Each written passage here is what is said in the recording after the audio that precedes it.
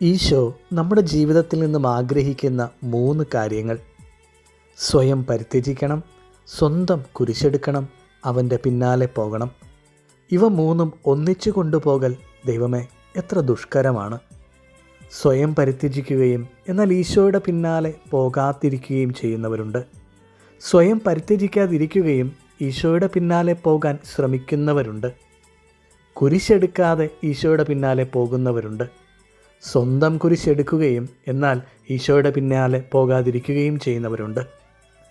അനുഗ്രഹിക്കപ്പെടാൻ നിങ്ങൾ ആഗ്രഹിക്കുന്നുണ്ടെങ്കിൽ സ്വയം പരിത്യജിക്കണം, സ്വന്തം കുരിശെടുക്കണം, ഈശോയുടെ പിന്നാലെ പോകണം. തൻ്റെ സഹനത്തിലൂടെ മനുഷ്യപാപങ്ങൾക്ക് പരിഹാരം ചെയ്യുക മാത്രമായിരുന്നില്ല യേശു.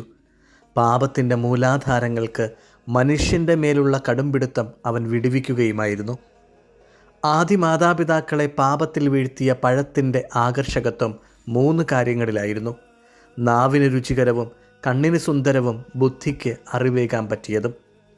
പാപപ്രേരണകളുടെ 3 മേഖലകളാണവ. പാപങ്ങൾക്ക് മാത്രമല്ല, പാപകരമായ മൂലപ്രകൃതിക്കും തൻ്റെ പീഡാസഹനത്താൽ അവൻ പരിഹാരം ചെയ്തു. ഒരു പാപത്തിനും നമ്മുടെ മേൽ അധികാരമില്ല. എല്ലാ പാപബന്ധനങ്ങളും യേശുക്രിസ്തുവിൻ്റെ പീഡാസഹന യോഗ്യതയിൽ പൊട്ടിച്ചെറിയാൻ നമുക്കാകും.